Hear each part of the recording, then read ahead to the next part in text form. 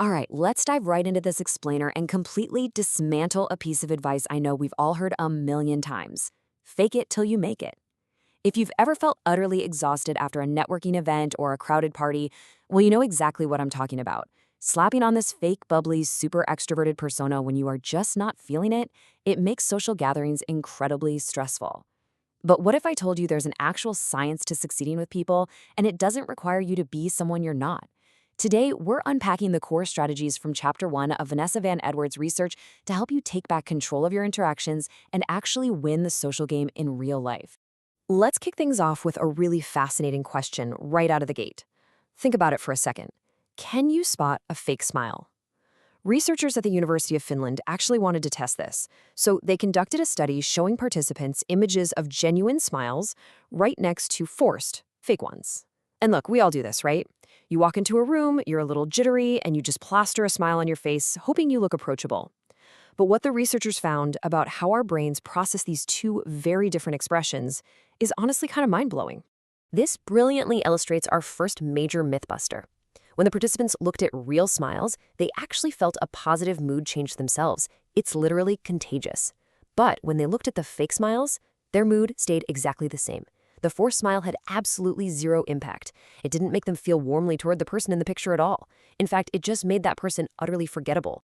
So, the crucial takeaway here is that faking extroversion or forcing happiness is actually detrimental to genuine connection. It's just not worth the effort. It completely exhausts you, and guess what? It doesn't even work on the people you're trying to impress. Which means, if we're officially tossing out fake it till you make it, we need a totally new strategy for surviving and actually thriving at these events. To find that strategy, let's look at some real historical proof. Picture this unlikely timeline. You've got a young boy, heavily teased, known mostly as a bookish kid with thick glasses. He grows up, takes humble jobs. We're talking a timekeeper for a railroad, dusting shelves in a pharmacy, just to support his family. He's shy, he's a total introvert. Yet, by 1944, this exact same man finds himself at the Democratic National Convention, vying for the vice presidency of the United States. This is the story of Harry S. Truman. Now, at that convention, Truman was up against a massive hurdle. Then President Franklin D. Roosevelt already supported Henry Wallace, a guy with that booming, stereotypical political charisma. Truman definitely wasn't a booming public speaker. He didn't work the center of the room with a megaphone voice. Instead, Truman won the nomination, and eventually the presidency, not by faking that loud charisma, but by playing the social game entirely on his own terms. He focused on his specific strengths, those deep, one-on-one sweet spots where he could build genuine trust. Which brings us to the core framework of Chapter 1, your social game plan. Here's the secret: you do not have to play every position on the field. Just like Truman, you have to recognize there are many different flavors of social influence. If you're an introvert, trying to play the life of the party is like a goalie trying to play forward. It's exhausting and it just doesn't work. Like any good athlete, you need a highly actionable game plan. You get to create your own rules. This means consciously leveraging your unique social strengths. Great at deep conversations? Prioritize those.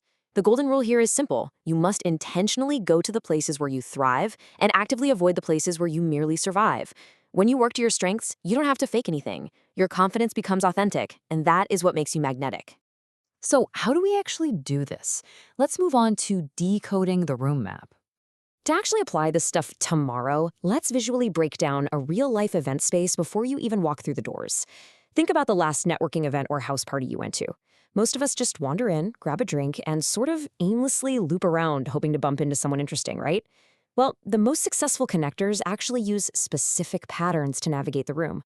We can build a topographical map of essentially any party or conference you'll ever attend, breaking it down into 3 basic areas: the start zone, the side zone, and the social zone.